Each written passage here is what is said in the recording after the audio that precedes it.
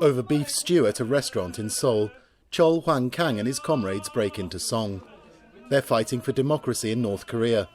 Bringing about the fall of the totalitarian state has become Kang's purpose in life. I can't predict if the North Korean leadership will fall by 2015, but I have a feeling that this year or next will be an important turning point for some kind of change in North Korea. Kang is a survivor of the North Korean camps for political prisoners. He spent 10 years in Yodok, located 70 miles from his former home in the North Korean capital, Pyongyang. His crime? To have been the grandson of a so-called traitor. I was only little in those days. I didn't really understand the situation. It was the first time I'd been to the countryside, so I didn't understand why my parents were so sad.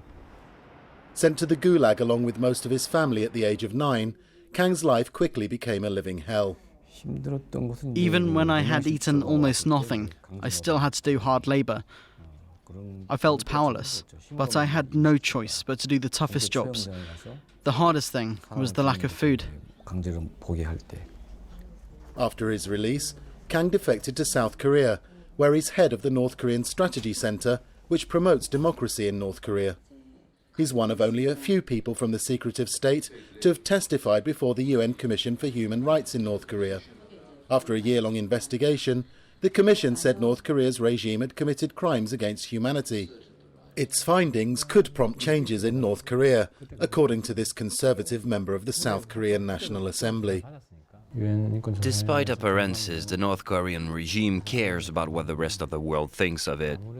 It wants to show that the living conditions are improving.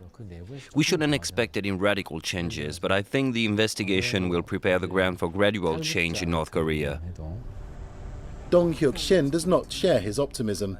Shin is the most famous survivor of North Korea's vast network of labour camps. His story is the subject of an international best-selling book and a German documentary. Shin was born in the camp, regarded as the worst in the country, and attended the public executions of his mother and brother when he was just 13. They were executed after Shin, fearing for his own life, told the camp authorities that they were planning to escape. Guards cut off one of his fingers as punishment for breaking a sewing machine. On a visit to Japan, he accuses the UN of not doing enough to help the North Korean people. History tells us that the UN Human Rights Committee has never solved a single problem involving human rights abuses and the actions of brutal governments.